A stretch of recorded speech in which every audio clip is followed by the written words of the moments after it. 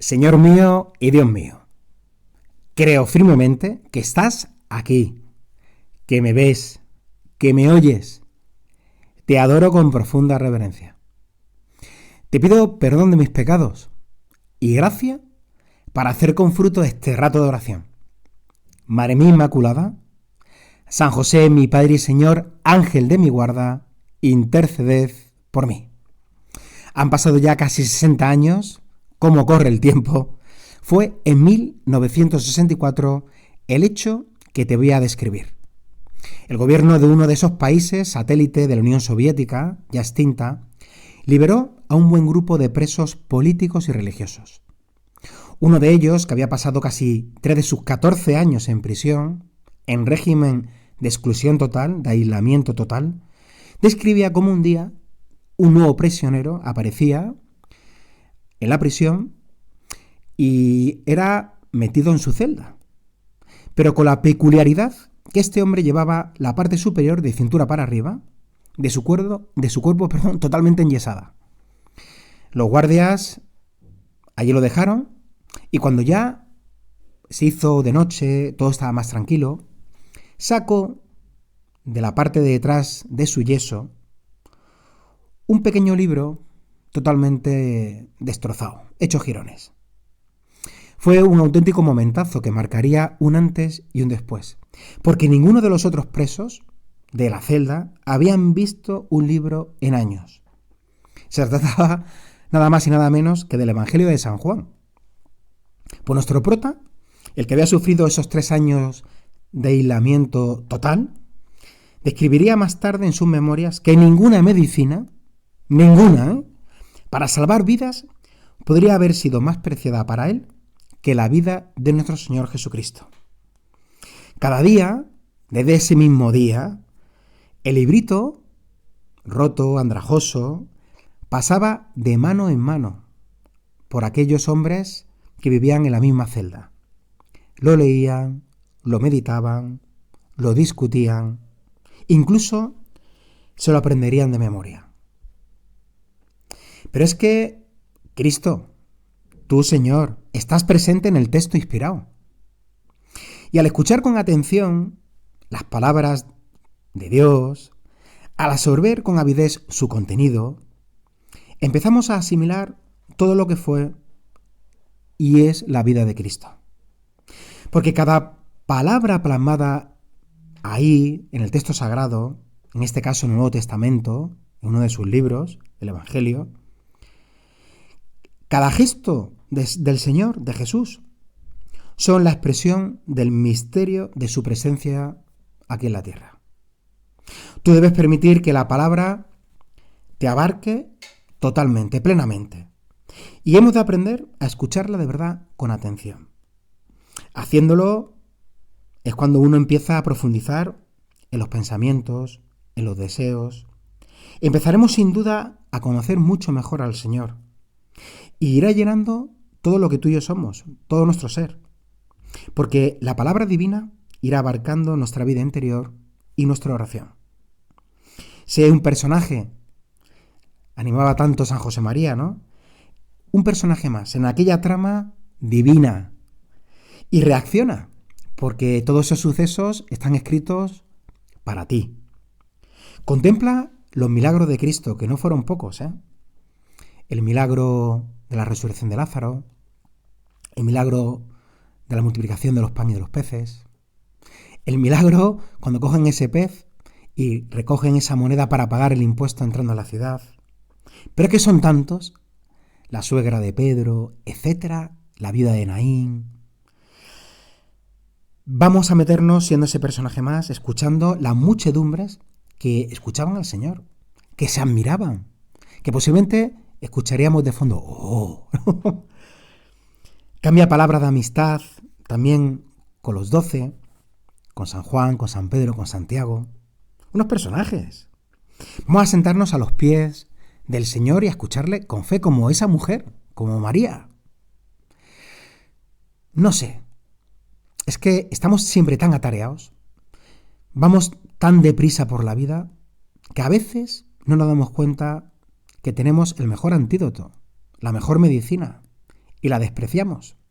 Y no tenemos tiempo para leer la palabra de Dios, la Sagrada Escritura, el Nuevo Testamento, el Evangelio. Y la lectura de la Sagrada Escritura se va a convertir y se tiene que convertir en ese factor principal de nuestro crecimiento en la fe. No solo ha de ser un lugar de encuentro con el Señor, que nos amó hasta el extremo, sino que también Él desea conformar en nosotros su imagen, como lo hizo con su Madre María. Pues permíteme, porque ahora nos toca a nosotros, coger el Evangelio, en este caso de San Mateo, y elegimos el fragmento previsto por la liturgia para la misa de hoy. Dice así: en aquel tiempo dijo Jesús a sus discípulos: habéis oído que se dijo ojo por ojo, diente por diente. Pero yo os digo, no hagáis frente al que os agravia. Al contrario, si no te abofetea en la mejilla derecha, preséntale la otra. Al que quiera ponerte pleito para quitarte la túnica, dale también el manto.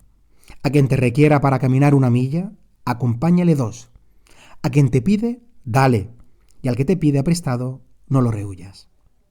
Pues Señor, tú siempre nos pides un comportamiento o una manera de actuar muy diferente a la del mundo. En un mundo en el que reina el ojo por ojo, o donde las las toman, tú, Señor, nos pides callar, tener paciencia, perdonar, ser generosos, amar.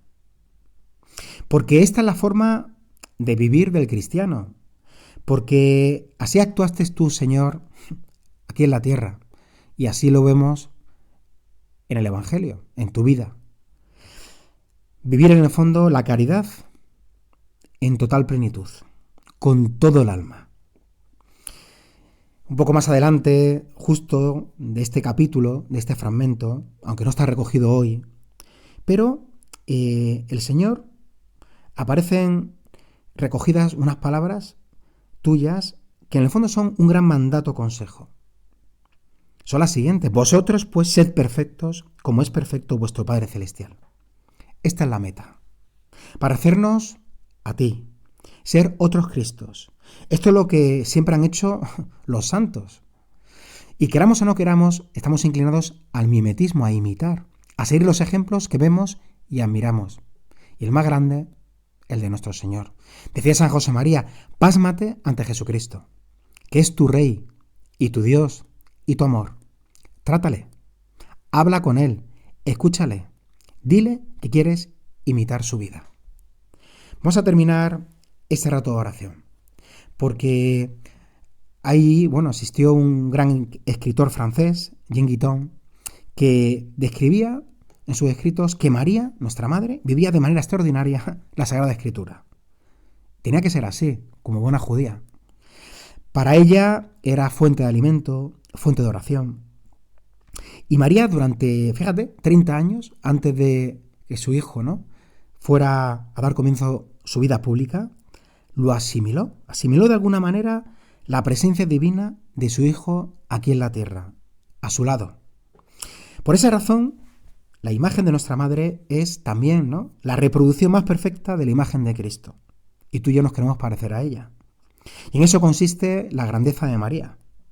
Pues si tú, Señor, le dedicaste a tu madre 30 años de tu vida, prácticamente solo a ella, qué importante tendría que ser, para ti, para que esa obra maestra fuera creada de una manera única.